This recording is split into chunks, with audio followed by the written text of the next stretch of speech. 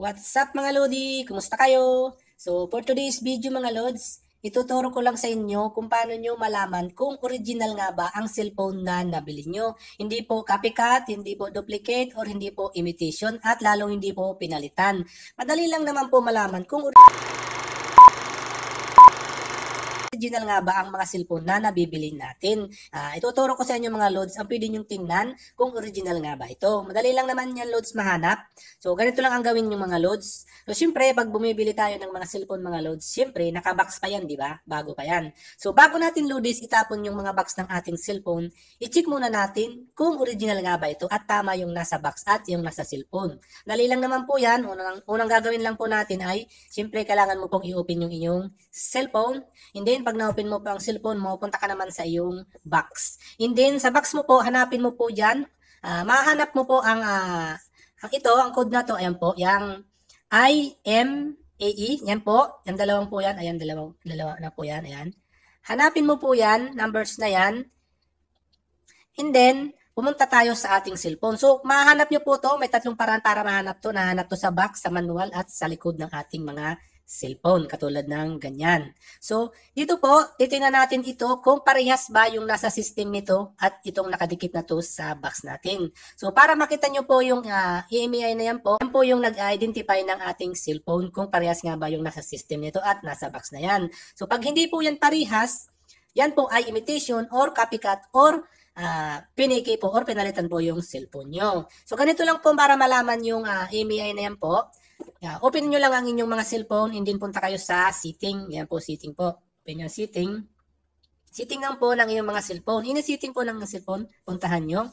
And then, pag nandito po kayo sa inyong cellphone mga lodis, puntahan nyo lang or hanapin nyo lang sa setting ng cellphone nyo ang My Phone, About Phone, or Personal Phone Information, Settings, or ano man pong nasa pinakababa, mostly nasa pinakababa or nasa system po yan, katulad dito. Pero dito sa akin kasi, iba kasi yung setting ng cellphone natin mga lods, hindi natin mapaparehas yan eh.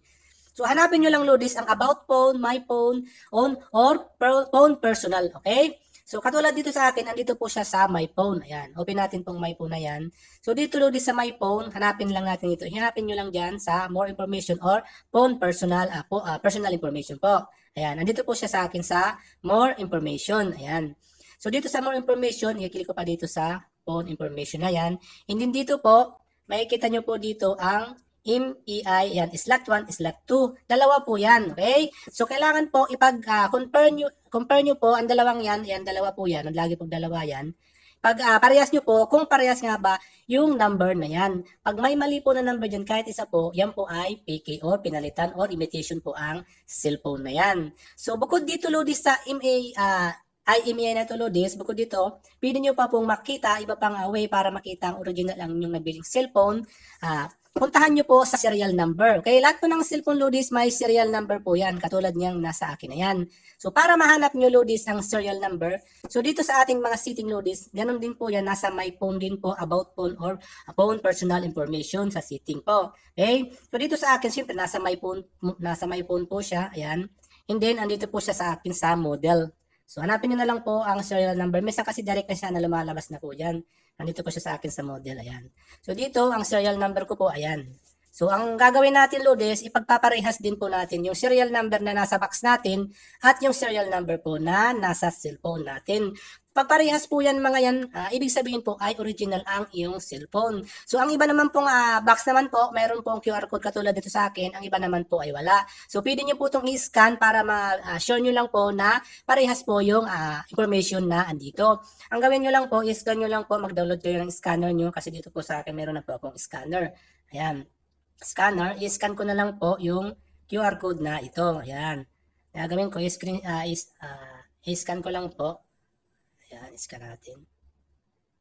Ayan. So, pag once na na-scan na po, makikita mo po dito ang IMEI na yan po. Ayan. So, parehas po yung number na yan. Pag may bago po dyan, dyan po ang cellphone nyo ay napalitan, imitation, or copycat, or hindi po yan ang original na cellphone na nabili nyo. Okay, loads? So, better loads na check nyo bago nyo po gamitin para make sure na pwede nyo po siyang imasa uli kung sakaling mali yung nabili nyo. Okay, loads? So, ganun lang po, loads, pagtingin ng cellphone kung original nga ba ang mga nabili natin.